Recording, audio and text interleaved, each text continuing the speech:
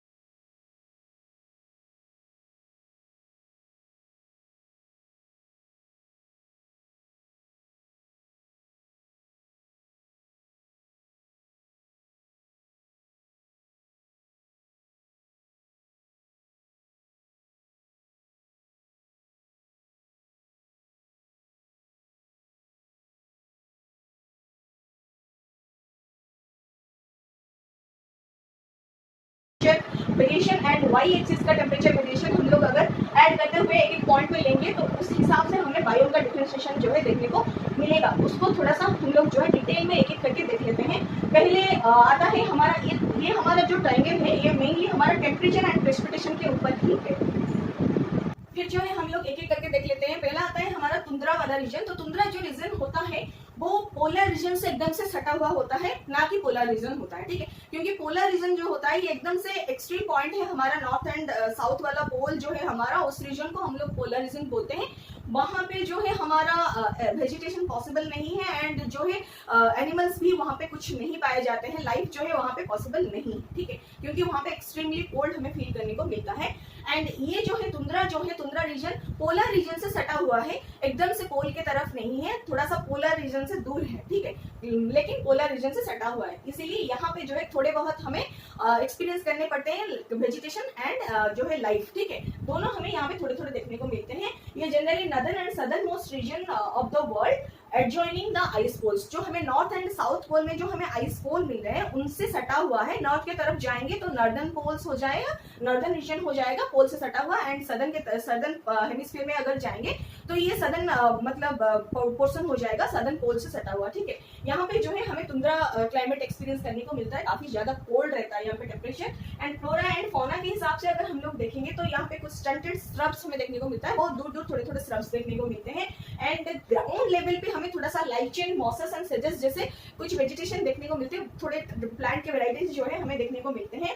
And animal में हम लोग अगर देखेंगे तो यहाँ पे हमें reindeer, arctic fox, polar bear, snowy owl, lemming and arctic hare, ptarmigan, इस तरह का एनिमल्स हमें यहाँ पे देखने को मिलते हैं। ठीक है, ये जो जगह है यहाँ पे रेप्टाइल्स एंड एम्फीबियंस जो है टोटली एब्सेंट होते हैं, यहाँ पे हमें कोई भी टाइप का रेप्टाइल्स एंड एम्फीबियंस जो है देखने को नहीं मिलता है। ठीक है, ये आपका की पॉइंट बन जाता है। यहाँ पे मान लीजिए तुंद्रा के ऊपर एक क्वेश्चन बन जाता है, कोई एक क्लाइमेट कोई एक बायोम के बारे में पूछते हैं कि जो कि तुंद्रा रीजन में एग्जिस्टेड है, मान लीजिए नॉर्दर्न यूरोप के तरफ आप कहीं भी मतलब जो कि हमारा तुंद्रा रीजन में आता है उस एरिया का एक एग्जाम्पल ले लेते हैं एंड वहां से जो है क्वेश्चन बन जाता है कि यहाँ के बायोम में हमें किस तरह का एनिमल जो है देखने को मिलता है। 3 ऑप्शन या फिर 2 ऑप्शन आपको रेप्टाइल, एम्फीबियन से अगर मिल जाता है और एक जो है कंफ्यूजिंग वाला हो जाता है, और 2 ऑप्शन में से आपको चूज करना रहता है। ठीक है, और अगर तीनों ऑप्शन आपको रेप्टाइल से ही मिल जाता है तो ये बहुत ही इजी है, लेकिन आपको याद होना चाहिए कि रेप्टाइल एंड एम्फीबियंस यहाँ पे एब्सेंट है। ठीक है, तो इतना जो है याद रहना होगा, तभी जाके हम लोग जो क्वेश्चन कर पाएंगे आसानी से। फिर आता है सेकंड कैटेगरी जो है हमारा टाइगा। तो टाइगा का एकदम से टिपिकल मीनिंग हमारा एनसीईआरटी में दिया गया है, रशियन लैंग्वेज में हमें टाइगा का मीनिंग क्या होता है, अगर आप लोग 7th क्लास का ज्योग्राफी का एनसीईआरटी कवर किए हैं तो बिल्कुल बता दीजिए। बहुत ही आसान सा शब्द है ये, इसका मीनिंग जो है, लेकिन ये बहुत ही ट्रिकी क्वेश्चन भी बन सकता है। अगर आपको इतना नहीं पता है तो स्टैंडर्ड बुक, आप रेफरेंस बुक तक आ चुके हैं एंड एनसीईआरटी का की पॉइंट जो है आप भूल रहे हैं, तो इसको याद रखिए, क्वेश्चन बन सकता है, ठीक है। आप रिवाइज कीजिए एंड इसका आंसर जो है आप बताइए। तो टाइगर जो है northern Europe, Asia, north America, वहां पे हमें देखने को मिलता है। फिर ये जो है मॉडरेट टेम्परेचर में पाया जाता है, तुंद्रा से थोड़ा सा मॉडरेट टेम्परेचर, तुंद्रा जैसा एक्सट्रीम कोल्ड टेम्परेचर हमें यहाँ पे एक्सपीरियंस करने को नहीं मिलता है। इसको हम लोग अदर नेम से भी जानते हैं, बोरियल फॉरेस्ट करके, ठीक है। बोरियल फॉरेस्ट के नाम से भी हम टाइगा का मतलब दूसरा नाम होता है, उसको भी हम लोग बोरियल फॉरेस्ट के नाम पे जानते हैं। यहाँ पे हमें फ्लोरा के तौर पे कॉनिफेरस, एवरग्रीन, मोस्टली स्ट्रॉस, some pine and fir type के मतलब प्लांट जो है देखने को मिलते हैं। मतलब हमें जो है कोनिफेरस एवरग्रीन फॉरेस्ट यहाँ पे देखने को मिलते हैं, कोनिकल शेप का, और इनका जो पत्ते होते हैं ये स्ट्रॉस टाइप के होते हैं। पाइन एंड फील जैसे मतलब हम लोग देखे होंगे प्लांट्स, वहां पे ही हमें देखने को मिलता है, टाइगा में ही हमें देखने को मिलता है, टाइगा वाला बायोम में। एंड यहाँ पे फौना की तरफ हम लोग जाएंगे तो देखेंगे बर्ड्स में हम लोग हॉक्स, कुछ बर्ड्स बहुत सारे वेराइटीज के देखने को मिलते हैं। हक्स, फॉर बियरिंग कार्निवोर्स जो है हमें यहाँ पे देखने को मिलते हैं, फॉर बियरिंग कार्निवोर्स, ठीक है।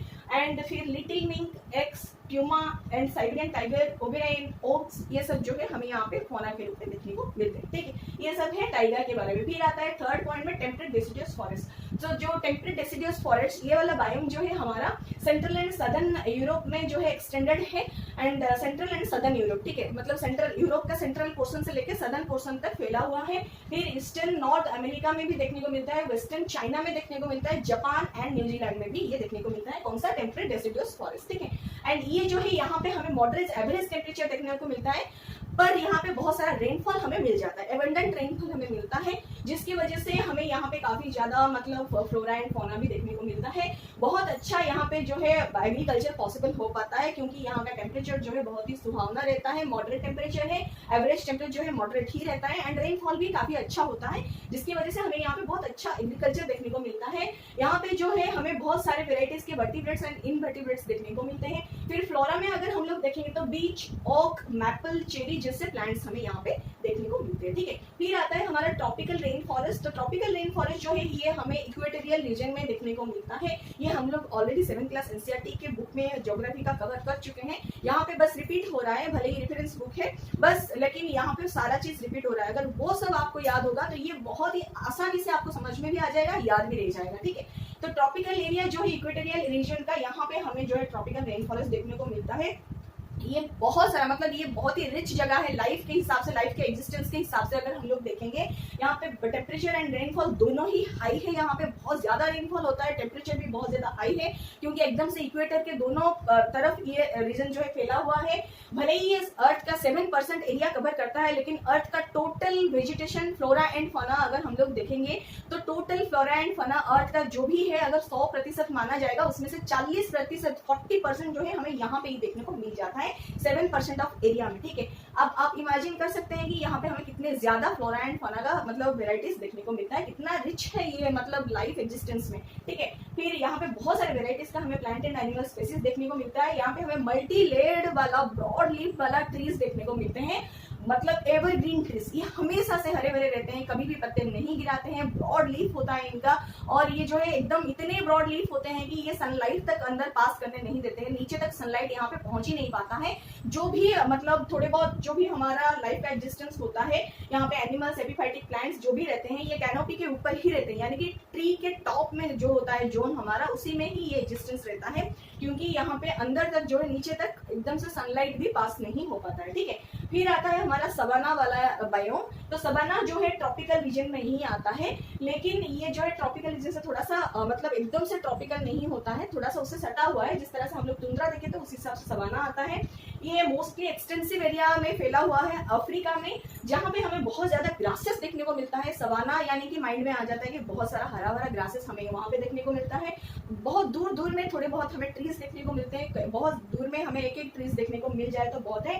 लेकिन ये जो यहाँ पे हमें और एक चीज देखने को मिलता है, थोनी श्रब्स हमें यहाँ पे देखने को मिलता है, मतलब वैसे जैसे श्रब्स होते हैं, लेकिन यहाँ पे कांटों भरे श्रब्स होते हैं जो कि फायर रेजिस्टिंग होते हैं, ठीक है। यहाँ पे ये वाला पॉइंट जो है आपको याद रखना चाहिए। फिर आते हैं फोना। फोना के हिसाब से हम लोग देखेंगे तो हम लोग यहाँ पे क्योंकि ग्रासेस बहुत ज्यादा मिलते हैं तो उस हिसाब से ग्रेजर्स भी बहुत ज्यादा मिलते हैं, यहाँ पे ब्राउजर्स भी बहुत ज्यादा मिलते हैं। तो ग्रेजर्स इसीलिए आते हैं घास को खाने के लिए, हर्बीवोर्स जो भी ग्रास लविंग एनिमल्स होते हैं वो यहाँ पे आते हैं ग्रास को खाने के लिए, और उनको ढूंढने के लिए ब्राउजर्स आते हैं बाद में, ठीक है। फिर ग्रेजर्स में हम लोग देखेंगे तो एंटीलोप्स हो गया, बफालोस, जेब्रास, एलिफेंट्स, राइनोसेरस, ये सब हो गया। ये सब आते हैं ग्रास लेवर्स है, ये सब ग्रास खाने के लिए आते हैं, पत्तियां खाने के लिए आते हैं। इनके पीछे जो है कार्निवोर्स आते हैं जिनमें हम लोग देखते हैं लायन, चीता, हीना, मैंगोज एंड बहुत सारे रोडेंट्स हमें यहाँ पे देखने को मिलता है, ठीक है। ये था फोना के बारे में, सवाना एरिया में, सवाना वाला बायोम में। फिर आता है हमारा ग्रास लैंड वाला बायोम, ठीक है।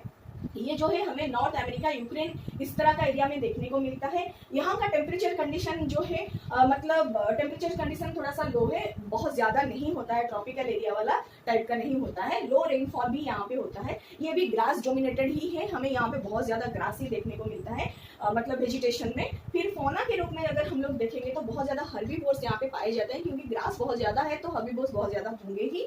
तो हर्बीवोर में हमें bison, antelope, cattle, rodent, prairie dog, ये सब रोडेंट्स वगैरह देखने को मिलता है, प्रेरी डॉग्स, ओप्स, ये सब जो है फिर कैनिवोर में ही आ जाते हैं। ये जो है रिच, बहुत डाइवर्सिफाइड जो है बर्ड्स के हिसाब में, ठीक है, मतलब बहुत ज्यादा बर्ड्स का डाइवर्सिफाइड स्पेसिस जो है हमें यहाँ पे देखने को मिलते हैं, बहुत ही रिच स्पेसिस हमें यहाँ पे देखने को मिलते हैं। रिच यानी कि बहुत सारे वेराइटीज का बहुत सारे पॉपुलेशन में हमें यहाँ पे देखने को मिलते हैं, ठीक है। ये था यहाँ का फोना के बारे में, ठीक। तो ये था हमारा बायोम के बारे में। बायोम कवर होने के बाद हमारा जो होता है मतलब बायोम ये होता है कि हमारा टेरेस्ट्रियल पार्ट जो होता है हमारा बायोस्फीयर का, उसमें हम लोग बायोम को देखते हैं, ठीक है। मतलब जो भी टेरेस्ट्रियल पार्ट में हमें इकोसिस्टम देखने को मिलता है तो उसको हम लोग बायोम बोलते हैं, ठीक है, टेरेस्ट्रियल पार्ट में। लेकिन जो हम लोग ऑलरेडी डिस्कस कर चुके हैं कि इकोसिस्टम का नेचुरल एग्जिस्टेंस में हमें दो चीजें देखने को मिलता है, एक टेरेस्ट्रियल पार्ट वाला, दूसरा है एक्वेटिक पार्ट वाला।